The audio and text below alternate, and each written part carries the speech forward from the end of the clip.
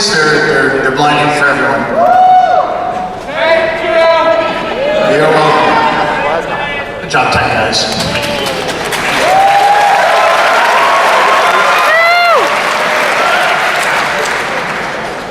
Blair, if you would kick it. Oh yeah.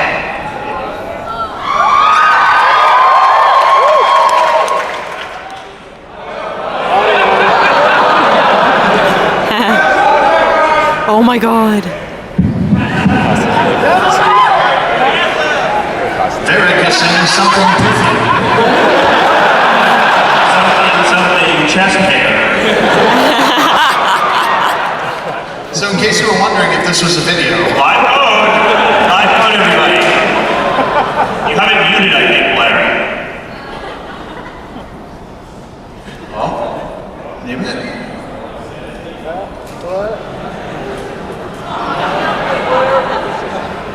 Yeah, we should probably defrag our hard drive.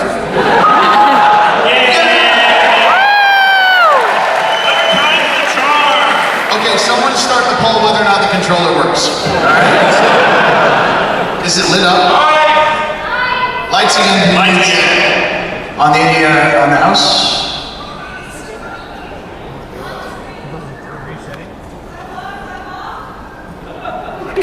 Alright, is that coming down? It feels like it's coming down. I can see you, that's a good sign. I think that's what's happening.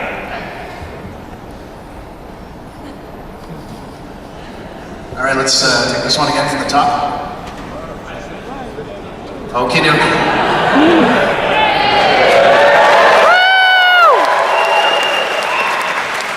Thank you for your patience, everyone. We appreciate this. We totally tested it. I swear to God.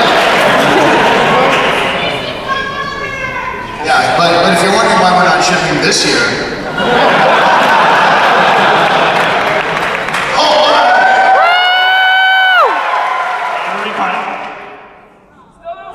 I hope you're prepared, First Enchanter. The Inquisitor has brought us a long way through the circle. Rest assured, dears, I'm never truly out of my element. Outflexed by the ladies again. Trustwood isn't far. Let's be good neighbors and deal with it out no problem. Now, before we start moving, let's take a quick look around. This is Crestwood. This area is bigger than any area that we've ever made. Bigger than all of Dragon Age 2 put together. It would actually take you 15 minutes to run across in a straight line, if that was even possible to circle a mountain in the way. And actually, this is far from the biggest area in Dragon Age Inquisition.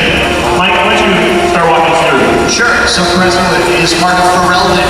Its Nation Origins was set in, you're kind of coming home, but it's one that wasn't too heavily touched by the Blight. But more importantly, it's a place we've already been. We're a fair ways into the game here, and at this point, the Inquisition already has a presence in this region. The Inquisitor's troops are here, our men are in place, and in response to that, we've received a counterattack. The enemies are coming, they're trying to take the keep that we hold and that we use to maintain our presence. This is bad news, but the Inquisitor comes to this kind of thing because as Inquisitor, you're an inspiration as much as you are a leader. And being there on the front lines is absolutely important to maintain the morale and to maintain the position that you hold. As we come down to the water, you can see the warboats coming in. We're in the middle of essentially a live event that's occurring, and also a coruscation of green energy. I love the word coruscation. What that is a side effect of that massive hole in the veil we talked about, the tear. These rifts are opening up throughout the world. Demons are pouring out, undead are coming back, magic is going crazy, and each and every one of them represents a real threat to the stability and safety of everyone that's nearby. This one, in particular, is troublesome because it's underwater. It's very hard for us to reach, but long term, the Inquisition would try to find a way to reach it and seal it, if at all possible. But we'll leave that for the main game. We've got a fight coming up because obviously we're under attack, and one thing I want to make very clear, Inquisition does not automatically level its enemies to match yours. Come to it? Yeah. You know what that means. Let's do some fighting.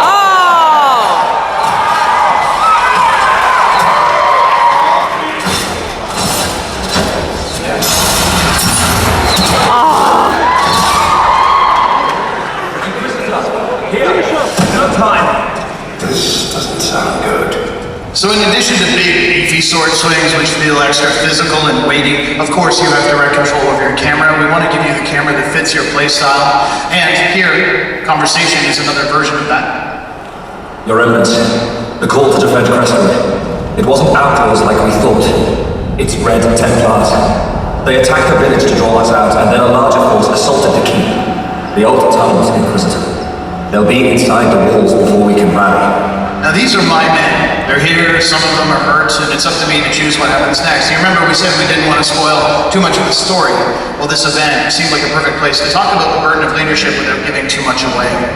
And in this case, you see options to stay with the wounded, regroup, and head to the keep. But something I want to call out, you'll notice that additional choice bar, and that is optional.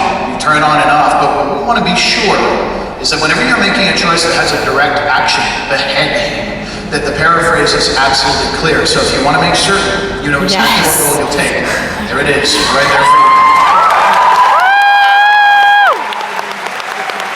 Yep, let's regroup. Get every able soldier on their feet. I want you defending the keep. Inquisitor, of course. Leave the wounded and go to the keep. What about Crestwood? Crestwood needs the Inquisition strong. Now without consequence, choice is relatively meaningless, and we've put a big emphasis on consequence. They range from the big to the little. Obviously here, our men are going to go to the keep. That's going to affect our gameplay, but also you heard Varric is upset. And relationships with your companions, how they feel about you, how they feel about the decisions you're making, remain a huge focus for the Dragon Age franchise and for Dragon Age Inquisition.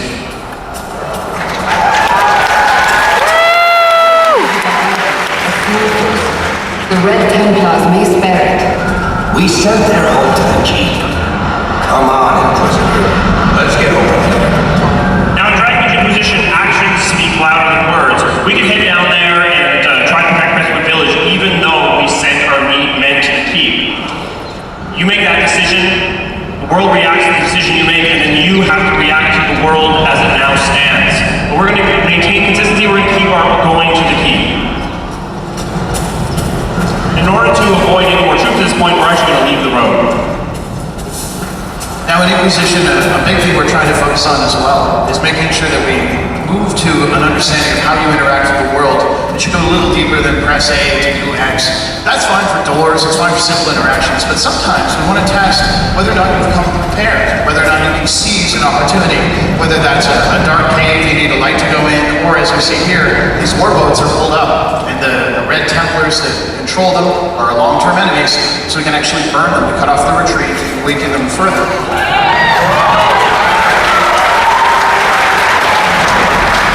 And of course, we put a huge effort into locomotion, making sure that if you're stuck in mud, you sure feel it. Now here, we're using anti-venom fire. It's a potion you keep equipped on your belt. You'll have a limited number, but you can use it to burn the boats, rather than press A to burn them. And if you had a fireball with your mage, you could achieve the exact same effect. Coming ready is a big part of exploring the world that we're creating. So we make our way through here as well. You'll notice we're in, like I said, in the middle of a live event. You can see the time ticking down. This keep strength is falling. This gives us a definite imperative. And something I want to make absolutely clear. We could pull a red cliff. We could turn around, head on out, and literally everything would fall. We are really the tipping point as these characters, but it is a valid gameplay option, but not without consequences. We'll see later.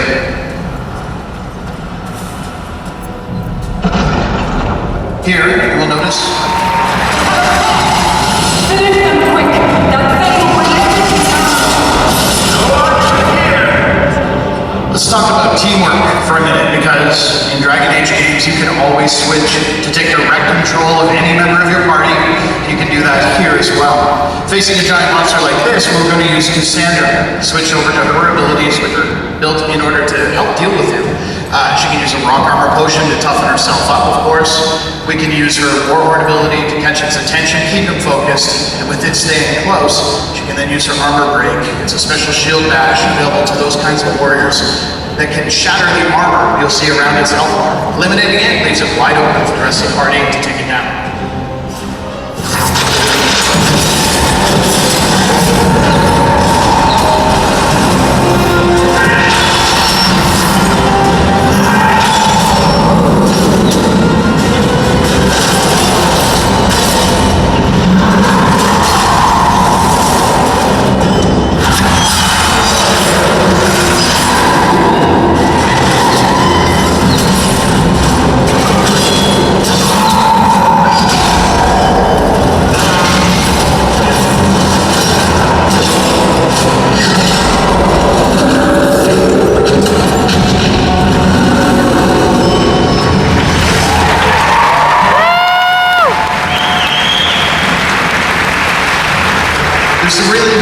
things to note in the aftermath of a fight. The first thing is, your health does not automatically recover.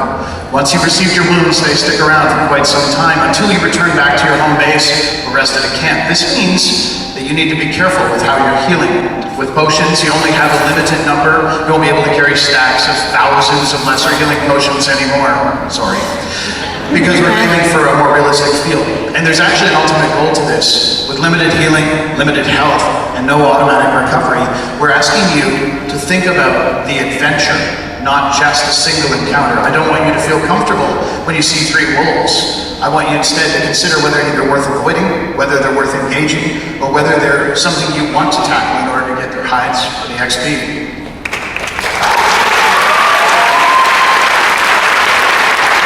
So at this point, we're actually going to jump ahead a little bit in time until after we would have finished securing our key. Demo magic. Heh.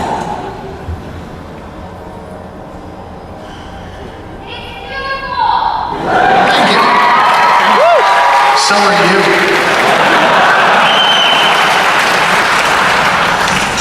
I'm sorry, I can't see. Prepared. Those things don't get a second chance at us.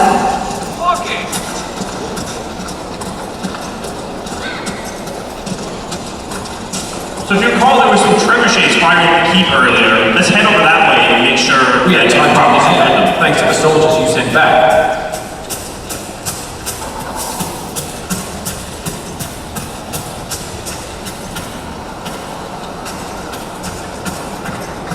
Okay, it looks like we may have things at hand, so I'm actually going to have us go up onto that bridge and take a quick look around.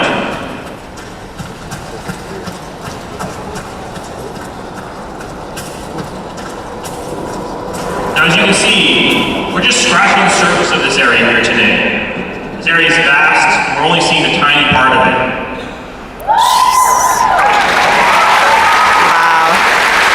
Let's head over to Crestwood Village to assess the damage that's occurred.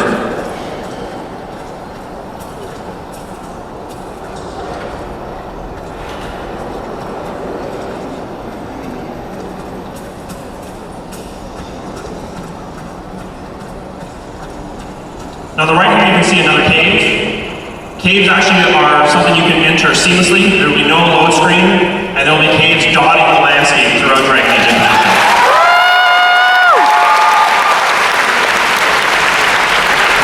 In Dragon Age, we want decisions to have consequence in the world and to your game.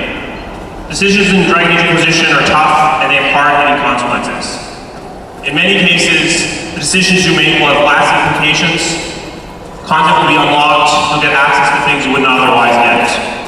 Back. There's nothing to be gained by going there now. Come on, Seeker.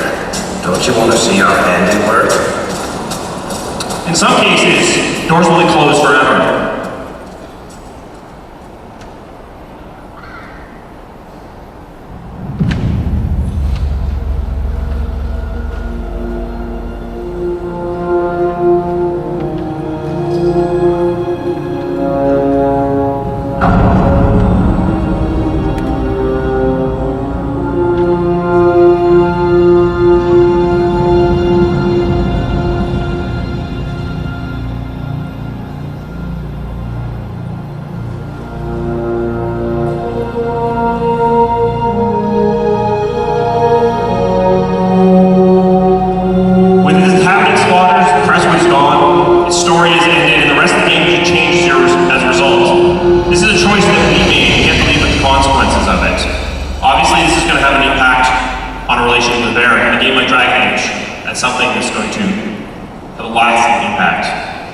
This is one of the smaller examples of Dragon Age reacting to your decisions.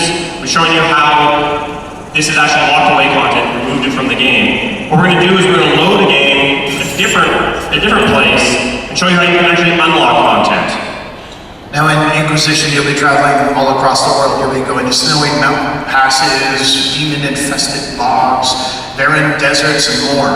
And with this next load, we're going to go to a place called the Western Approach. It is on the opposite side of the map. It's far to the west in Orlais, and it's a barren desolation for us to visit. Now this is by far the biggest game our studio has ever made. Dragon Age Inquisition is made of large, distinct areas, letting you explore a lot more of the world. from Western Orlais to Eastern Ferelden. This is ultimately a game of nations, so we couldn't confine you to a single city or a single province.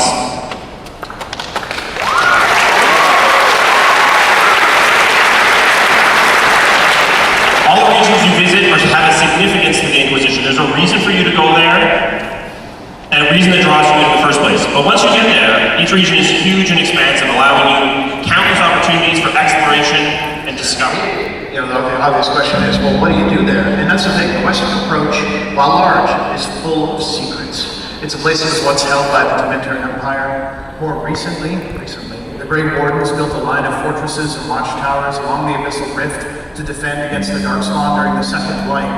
And in the timeline for Inquisition, the cult, directly opposed to our goals, has moved into this area to try and uncover the secrets long buried in the sands.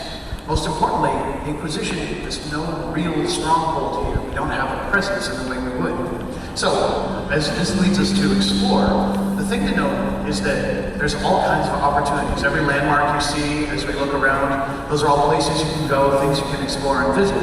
And we want to get that sense of real exploration. No quests holding your hand. There's a cave system you can see sort of the start of down there. You may not ever be told to go there.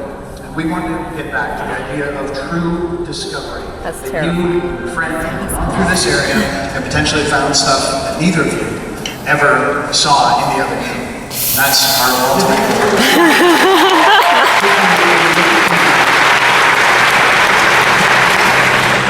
Now, of course, Inquisition is fundamentally a game party-based, and the party members, of course, continue to banter and chatter amongst themselves as you explore, but they also can offer help.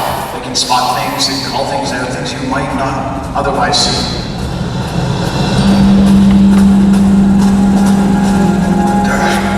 What's there on the cliff face? Something very, very safe, given the environment. Now, this gives us a long-term goal. How do we reach that cave? Or, you know.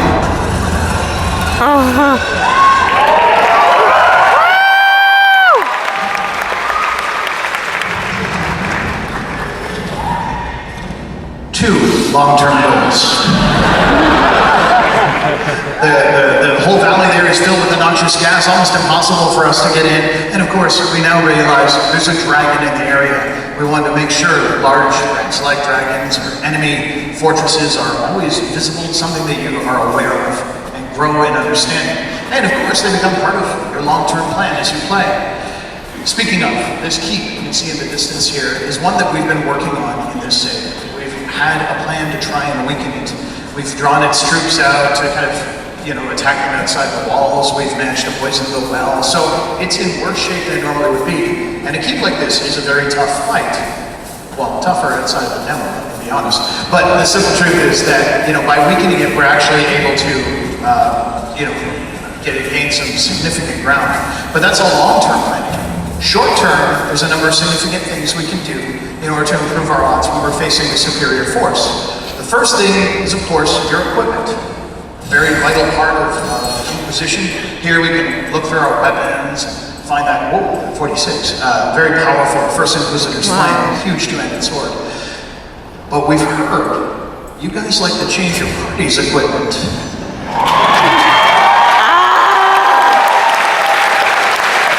And you may notice they're all wearing different armors than they were in Crestwood, because you can absolutely do that. You can change the weapons within their class as well. So let's pull that sword out and take a look, if we could.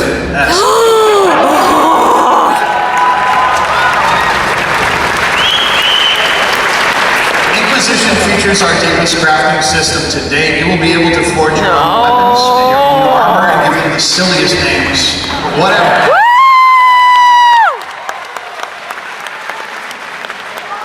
As well as an incredibly intense alchemy system to carry more potions and so on. But all that is great. We've even got some situational things. You notice the enemies there are not immediately charging us. We don't want battles to get up in your face. We want to give you time to prepare. We want to give you time to execute a strategy, to think tactically. But we know there's a specific way you guys like to do that, and that sometimes that requires a change of perspective.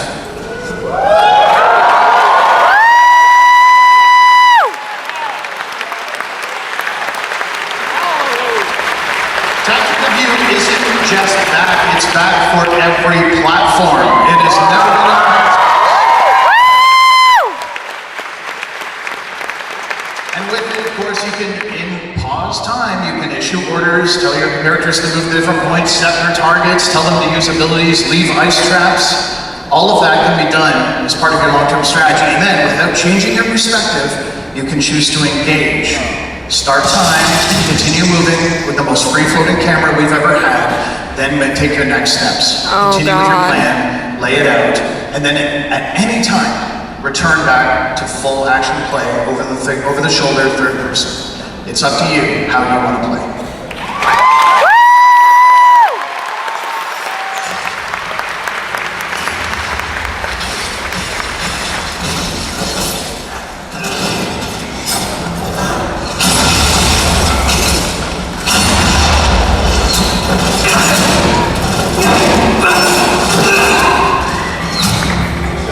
It would be nice to do that with Garrus.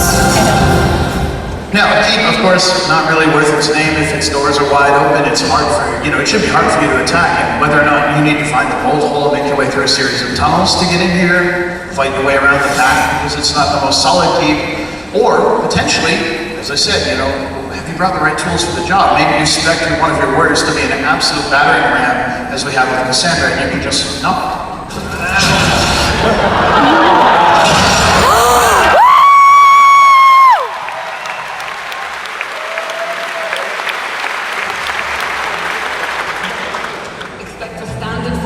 Ranged enemies on the walls and expendables girding them. My dear, we render them all expendable. Woo! Now, interacting with your environment is a huge part of Inquisition. It should be not just something when you're exploring, but also as part of your battle plans. And as we can see here, we've got a line of soldiers there, but archers up on that bridge. They would be absolutely difficult to reach. We'd have to climb ladders or make our way around to the walls. But we noticed our bridge is a little bit rickety, giving us a huge opportunity to freeze these guys in place. Oh my god, oh my god, oh my god. Support.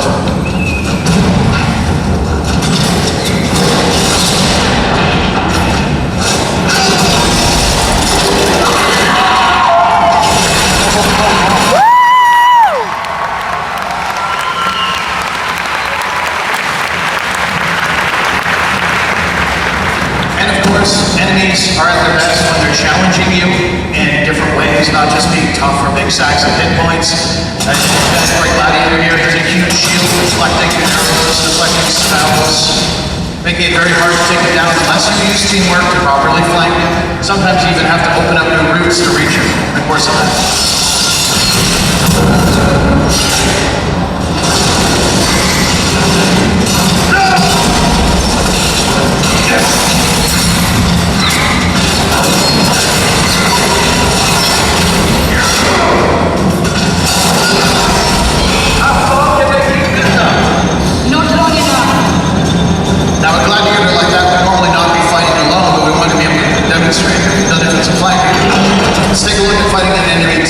Together a little more intelligently.